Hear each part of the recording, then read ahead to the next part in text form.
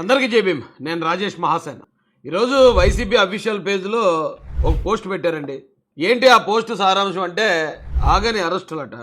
YCP social media యాక్టివిస్టులని బేభత్సంగా arrest చేస్తున్నారట. సోషల్ మీడియా యాక్టివిస్టులు అటండి. బోరుగడ్డ అనిల్ ఒక సోషల్ మీడియా యాక్టివిస్టు, శ్రీరెడ్డి ఒక సోషల్ మీడియా యాక్టివిస్టు, పోసాని ఒక సోషల్ మీడియా యాక్టివిస్టు, అలాగే ఆర్జీవి ఒక సోషల్ మీడియా యాక్టివిస్టు, ఆ వర్ర రవీందర్ రెడ్డి గారు అనేవాడు ఒక సోషల్ మీడియా యాక్టివిస్టు. అంటే సోషల్ మీడియా యాక్టివిస్ట్ అంటే ఎదుటోళ్ళ ఇళ్లలో ఉన్న ఆడవాళ్ళని చిన్నపిల్లల్ని బహిరంగంగా దూషించడమా?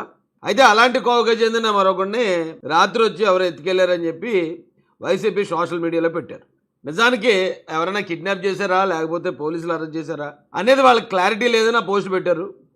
కానీ పోలీసు వారు అరెస్ట్ చేస్తే ఖచ్చితంగా ఎందుకు అరెస్ట్ చేశారు ఏంటనే వివరాలు కూడా చెప్తారు. నాకు తెలిసినంత వరకు ఈ social media psycho Chandrababu Naidu గారిని, పవన్ కళ్యాణ్ గారినే కాదు, కూటమి నేతల్ని చాలా దారుణంగా మాట్లాడే వ్యక్తి.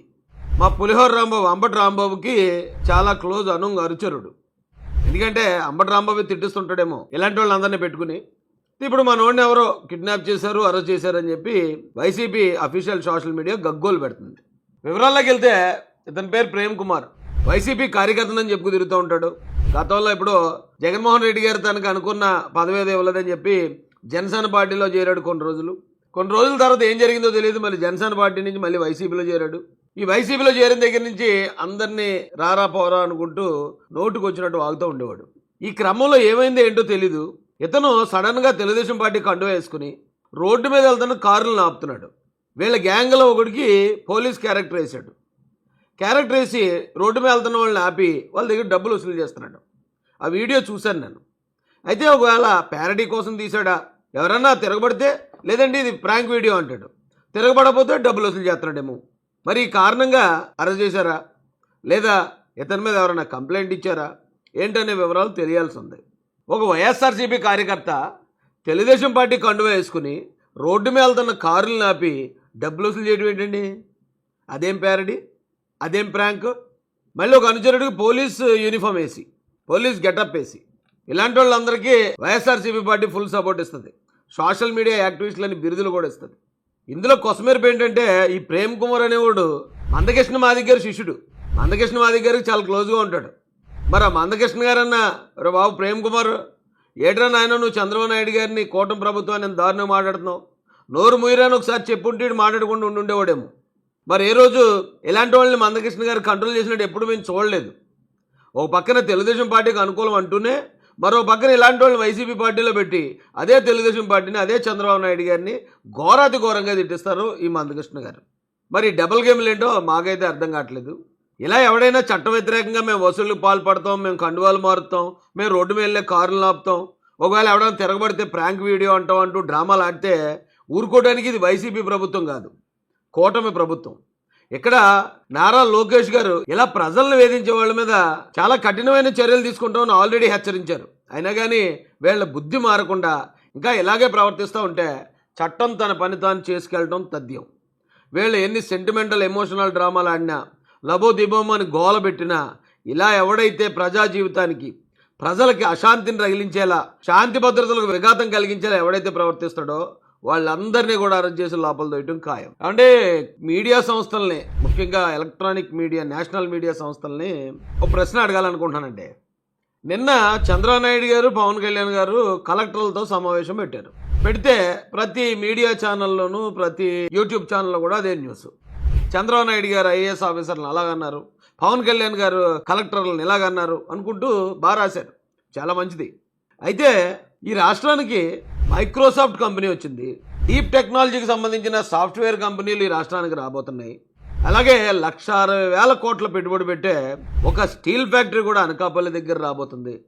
ఇవన్నీ ఒక ఎత్తు అయితే గూగుల్ సంస్థ ఆంధ్రప్రదేశ్లో ఆర్టిఫిషియల్ ఇంటెలిజెన్స్కి సంబంధించి ఒక పెద్ద వ్యవస్థనే ఏర్పాటు చేయబోతుంది. ఇవి మాత్రమే కాదండి, ఆంధ్రప్రదేశ్ స్కూల్స్ అన్నీ కూడా కొత్త రూపు సంతరించుకుంటున్నాయి. ఎక్కడెక్కడైతే టీచర్స్ లేరో అక్కడ విద్యా వాలంటీర్లను నియమించడం జరుగుతుంది. మధ్యాహ్న భోజన పథకం మెరుగైంది.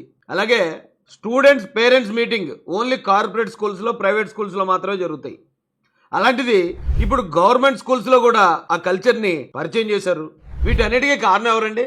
ఈ రాష్ట్రం అంతర్జాతీయంగా స్థానం సంపాదించడానికి కారణమైన ఐటీ మినిస్టర్ నారా లోకేష్ గారు కాదా? అలాగే ఈ విద్యా వ్యవస్థలో జరుగుతున్న ఈ సంస్కరణలన్నింటికి కారణం విద్యాశాఖ మంత్రి అయిన నారా లోకేష్ గారు కాదా? ఈరోజు ఈనాడు పేపర్లో మెయిన్ పేజీలో కార్నర్లో ఒక యాడ్ వచ్చింది చూడండి. లోకేష్ అన్న ఆంధ్రప్రదేశ్ గేమ్ చేంజర్, వెనకాతల గూగుల్ కంపెనీ లోగో ఉంది. భవిష్యత్తుకు భరోసా లోకేష్, రాష్ట్రానికి మహర్దశ. మన యువ నాయకుడు రాష్ట్ర IT, electronics and communications, RTG, మానవ వనరులు, విద్యాశాఖ మంత్రులు శ్రీ నారా లోకేష్ గారి విశేష కృషి వలన గూగుల్ కంపెనీతో మన రాష్ట్ర ప్రభుత్వం కీలక ఒప్పందం చేసుకుంది. అంతర్జాతీయ స్థాయి అవకాశాల కోసం మన యువత నైపుణ్య శిక్షణ ఇవ్వనుంది. ఏఐ, ఆర్టిఫిషియల్ ఇంటెలిజెన్స్ రంగంలో అధునాతన ఆవిష్కరణలకు గూగుల్ సహకరించనుంది. ఈ కీలక ఒప్పందం మన రాష్ట్రానికి శుభపరిణామం. పరిశ్రమలు రావడానికి విశేష కృషి చేస్తున్న గేమ్ చేంజర్ శ్రీ నారా లోకేష్ అన్నకు ఆర్థిక శుభాకాంక్షలు అని చెప్పి మండిపల్లి రాంప్రసాద్ రెడ్డి, రవాణా, యోజన అండ్ క్రీడా శాఖ మంత్రులు ఆ అడ్వర్టైజ్మెంట్ ఇవ్వడం జరిగిందండి. నిజానికి కూడా ప్రచారం కావాలండి. నిజం కూడా ప్రచారంలో లేకపోతే అబద్ధంగా మారిపోద్ది.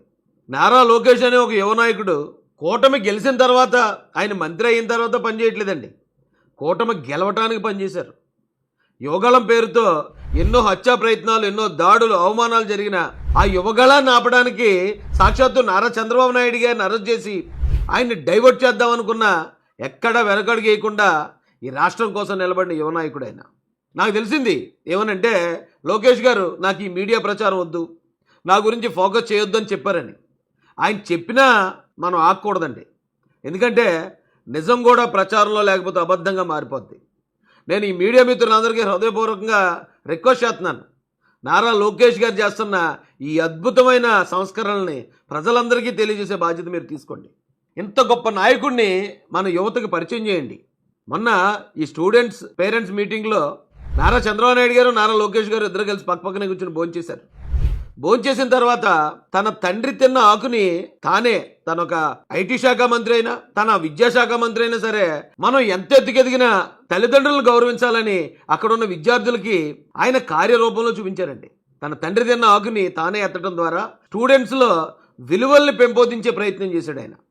వాళ్ళు కూడా వాళ్ళ తల్లిదండ్రుల పట్ల ఇలాగే ఉండాలని సింబాలిక్, అంటే ఒక మినిస్టర్ గారే వాళ్ళ తండ్రి విషయంలో ఎలా ఉన్నారంటే, మనం మన తల్లిదండ్రులు ఎంత గౌరవించాలి అనేది ఆ విద్యార్థులందరికీ కూడా ఇండైరెక్ట్గా పంపించారండి మెసేజ్ అయినా.